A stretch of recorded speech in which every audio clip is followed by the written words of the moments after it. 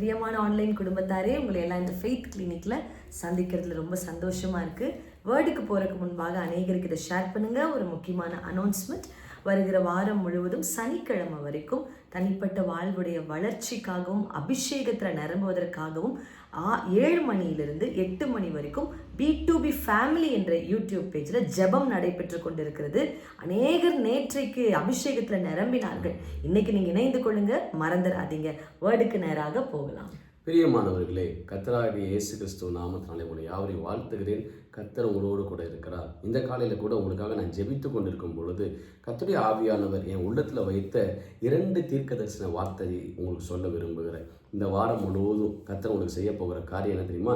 2 காரியத்தை செய்ய போகிறார். ஏசாயா தீர்க்கதரிசன புஸ்தகம் 35ஆம் அதிகாரம் 2வது வசனத்தை வாசிப்போம். Isaiah 35 verse 2. அது மிகுதியாய் செழித்து பூரித்து ஆனந்த களிப்புடன் பாடும். லீபனோனின் மகிமையும் கர்மேல் சாரோன் என்பவைகளின் அலங்காரமும் அதற்கு அளிக்கப்படும். அவர்கள் கர்த்தருடைய மகிமையையும் நமது தேவனுடைய மகத்துவத்தையும் காண்பார்கள்.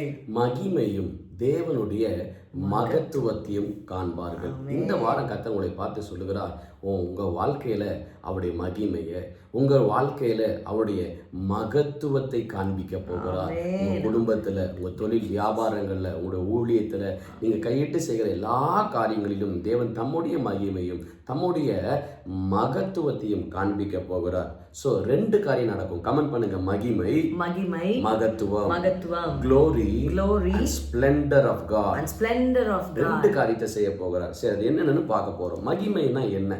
ஏசாயா 40ஆம் அதிகாரம் 5வது வசனத்தில் சொல்லுகிறது, கர்த்தருடைய மகிமை வெளிரங்கமாகும், மாம்சமான யாதொரு கண்ணும் அதை காணும். அப்போ மகிமைன்றது ஏதோ ஆவிக்குரிய ரீதி இல்லை, இது ஒரு பிசிக்கல் ரீதியா. அப்போ முதல் ஆசீர்வாதம் இந்த வாரம் கர்த்தர் சொல்லுகிறார், ஒரு மாம்சத்துக்குரிய ஆசீர்வாதத்தை தரப்போகிறார். மகிமைனால என்னன்னா பிசிக்கல் பிளெஸிங்ஸ். கமெண்ட் பண்ணுங்க. glory is physical blessing. அப்போ என்ன அந்த பிசிக்கல் பிளெஸிங்? முதல் வேதாகமத்துல மகிமைன்ற வார்த்தை எங்க வந்ததுன்னா, ஆதியாகமம் 31ஆம் அதிகாரம் 1 வசனத்தை வாசிப்போம். Genesis 31 verse 1. ஏன்னா இன்னைக்கு உங்க வாழ்க்கையில மகிமை வரப்போகுது. மகிமைனா என்ன நம்ம தெரிஞ்சுக்கிட்டா தானே மகிமை வந்தா புரிஞ்சுக்கொள்ளுவோம். ஆமா, அப்ப மகிமைனா என்ன? முதல் பைபிள்ல மகிமைன்ற வார்த்தை எங்க வந்தது, எதற்கு வந்ததுன்னு பார்க்க போகிறோம். வாசிங்க. ஆதியாகமம் 31:1.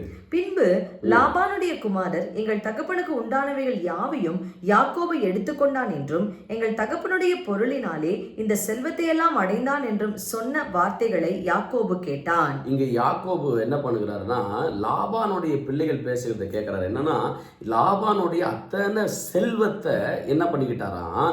யாக்கோபு எடுத்துக்கிட்டாராம். அந்த செல்வன்ற எபிரேய மொழி வார்த்தை தான் கபோட், அதாவது மகிமை. அப்போ கர்த்தர் சொல்றாரு, அவருடைய மகிமை உங்க வாழ்க்கையில கொடுக்க போகிறாருன்னு சொல்லும்போது என்ன சொல்றாருன்னா, செல்வங்களை கொடுக்க போகிறார். முக்கியமா யார்கிட்ட இருக்க செல்வத்தை எடுத்து கொடுக்க போகிறாருன்னா, லாபான் கிட்ட இருக்க செல்வம் தான். லாபானின் செல்வம்னா என்னன்னா, பாருங்க தேவ பிள்ளைகளே, நீ கடினப்பட்டு உழைச்சிருப்பீங்க, கடினப்பட்டு பாடுபட்டிருப்பீங்க.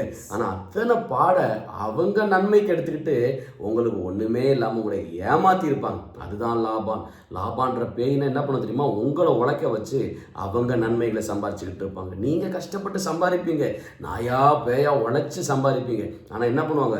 வட்டிக்காரன் காசை வாங்கிட்டு இருப்பான். இந்த மாதிரி எத்தனையோ நாள் நீ என்ன பண்ணியிருப்பீங்க? இவ்வளோ கொண்டு போய் கட்டுறேன்னு என் பிள்ளைக்கு கொடுக்க முடியலையே, என் மனைவிக்கு கொடுக்க முடியலையே, என் குடும்பத்துக்கு கொடுக்க முடியலன்னு எவ்வளோ வேதனைப்பட்டிருப்பீங்கல்ல. இன்னைக்கு கர்த்தர் சொல்லுகிறார், அந்த லாபானின் ஆவிகளை கர்த்தரே துரத்த போகிறார். உங்க வாழ்க்கையில மகிமை உண்டாவதாக. கமெண்ட் பண்ணுங்க. Today I receive my glory. Today I receive my glory. Today I receive my glory. இன்றைக்கு என் மகிமையை நான் பெற்றுக்கொள்கிறேன். உங்களுடைய கையின் பிரயாசத்தை நீங்கள் சாப்பிடுவீர்கள். உங்களுடைய கையின் பிரயாசத்தை மற்றவர்கள் சாப்பிட கர்த்தர் விடமாட்டார். என கர்த்தர் சொல்கிறார், என் மகிமையை நான் உனக்கு தரப்போகிறேன். ஹல்லேலூயா. மகிமை யாக்கோபோட வாழ்க்கையில வந்தோடனே என்ன நடந்தது பாருங்க. வாசிங்க. ஆதியாகமம் 30ஆம் அதிகாரம் 43வது வசனத்தை வாசிப்போமா? இவ்விதமாய் அந்த புருஷன் மிகவும் விருத்தி அடைந்து திரளான ஆடுகளும் வேலைக்காரிகளும் வேலைக்காரரும் ஒட்டகங்களும் கழுதைகளும் உடையவனானான். எப்போ மாறினாரு? மகிமை வாழ்க்கையில வந்தோன்னு. அப்ப நான் விசுவாசிக்கிறேன், நீங்க வளர போகிறீர்கள், Yes. நீங்கள் பெருக போகிறீர்கள். உங்க குடும்பத்துல ஒரு மிகப்பெரிய வளர்ச்சியை கத்த தருவார். எங்கெங்கெல்லாம் வறட்சியை பார்த்தீங்களோ அந்தந்த இடங்களிலே வளர்ச்சியை பார்க்க முடியாது தேவனே உதவி செய்ய போகிறார். அல்லேலூயா. கமெண்ட் பண்ணுங்க. எல்லா குறைவுகளை கர்த்தர் மாற்றுகிறார். எல்லா குறைவுகளை கர்த்தர் மாற்றுகிறார். வாழ்க்கையில் இருக்கிற எல்லா குறைவுகளை கர்த்தர் என்ன பண்ணுவார்? மாற்றுவார். முக்கியமா பொருளாதார குறைவுகளை கர்த்தர் நிறைவாய் மாற்றி தருவார். இரண்டாவது கர்த்தர் என்ன சொன்னார்னா, ஏசாயா 35ஆம் அதிகாரத்துல 2வது வசனத்தை சொன்னார். ஃபர்ஸ்ட் என்ன சொல்றாரு? மகிமை. இரண்டாவது என்ன சொல்றாரு? த எக்ஸலன்சி ஆஃப் காட். தமிழ் என்ன அழகா வருது பாருங்க. 35 அந்த 2வது வசனத்துல நமது தேவனுடைய மகத்துவத்தையும் காண்பார்கள். மகத்துவம் சொல்லுங்க. மகத்துவம். மகத்துவம். சோ ஃபர்ஸ்ட் எதை காண்பீங்கன்னு சொல்றாருன்னா மகிமை. இரண்டாவது எதை காண்பீங்கன்னு சொல்றாருன்னா மகத்துவத்தை காண்பிப்பார். மகத்துவம்னா என்ன தெரியுமா? வாசிப்போமா? 2 கொரிந்தியர் 4ஆம் அதிகாரம் 7வது வசனத்தை வாசிங்க. 2 கொரிந்தியர் 4:7. கமெண்ட் பண்ணுங்க. என் வாழ்க்கையில தேவனுடைய மகத்துவத்தை பார்க்க போகிறேன். மகத்துவத்தை பார்க்க போகிறேன். வாசிங்க. இந்த மகத்துவம் உள்ள வல்லமை எங்களால் உண்டாயிராமல் தேவனால் உண்டாயிருக்கிறது என்று விளங்கும்படி இந்த பொக்கிஷத்தை மண்பாண்டங்களில் பெற்றிருக்கிறோம். எதை பத்தி பேசுறாருன்னா ஆவியானவரை பத்தி பேசுறாரு. இந்த மண்பாண்டனும் பவுல் சொல்லும்போது எதை சொல்றாரு? இந்த சரீரத்தை சொல்றாரு. இந்த மண்ணிலிருந்து உருவாக்கப்பட்ட இந்த சரீரத்துக்குள்ளாக மகத்துவத்தை பெற்றுக்கொள்கிறோமா? என்ன அந்த மகத்துவம்னா, தேவனே ஆவியின் வடிவில் உங்களுக்குள்ளாக எனக்குள்ளாக வந்து தங்குகிறார். எஸ் பிரியமானவர்களே, உங்களுக்குள்ளாக பிசாசு இல்லை, உங்களுக்குள்ளாக அசுத்தம் இல்லை, உங்களுக்குள்ளாக தேவனுடைய மகத்துவம் இருக்கிறது. ஆவியானவர் தான் மகத்துவம். கமெண்ட் பண்ணுங்க. Holy Spirit is the excellency of God. தேவனுடைய மகத்துவம்னா என்ன? பரிசுத்த ஆவியானவர். என்னுடைய விருப்பம் என்ன தெரியுமா தேவ பிள்ளைகளே? நீங்க எந்த மார்க்கத்தை சார்ந்தவர்களா இருக்கலாம், நீங்க எந்த வழியை பின்பற்றுவதா இருக்கலாம், எந்தவித சபையை நீங்க பின்பற்றவர்களா இருக்கலாம், ஆனா கர்த்தர் சொல்லுகிறார் அவருடைய பரிசுத்த ஆவியானவரை உங்களுக்குள்ளாக வைக்க போகிறார். அவருடைய பரிசுத்த ஆவியானவர்னால உங்களை கர்த்தர் நிரப்ப போகிறார். இந்த நேரத்திலிருந்து ஒரு மாற்றம் உண்டாவதாக. உங்க வீடு தேவ மகத்துவத்தினால் நிரம்பும். உங்க குடும்பம் தேவ மகத்துவத்தினால் நிரம்பும். உங்க பிள்ளைகள் தேவ மகத்துவத்தினால் நிரம்புவார்கள். அசுத்த ஆவிகளுக்கு உங்க பிள்ளைகளும் உங்க குடும்பமும் உங்களுடைய பொருளாதாரமும் இரையாகாதபடிக்கு கர்த்தரே பாதுகாத்துக் கொள்ளுவார். அல்லேலூயா. நம்ம ஜெபிப்போமா? ஆண்டவரே, இந்த வாரம் நீங்க கொடுத்த இந்த 2 தீர்க்க தரிசன வார்த்தைக்காய் துதிக்கிறோம். தேவ மகிமை, தேவனுடைய மகத்துவம், தேவனுடைய மகிமையும் மகத்துவமும். ஆண்டவரே சோத்திரம்ப்பா. என் சத்தத்தை கேட்ட என்னோடு கூட உன் முகத்தை நோக்கி பார்க்குற ஒவ்வொருத்தர் மேலாக நீங்க அளவில்லாமல் ஊற்றுங்க. உங்கள் அபிஷேகம் இப்பொழுது அவர்களை நிரப்புவதாக. தலையிலிருந்து உள்ளங்கால் வரைக்கும் தேவ மகத்துவத்தினால் நிரப்பப்படுவார்களாக.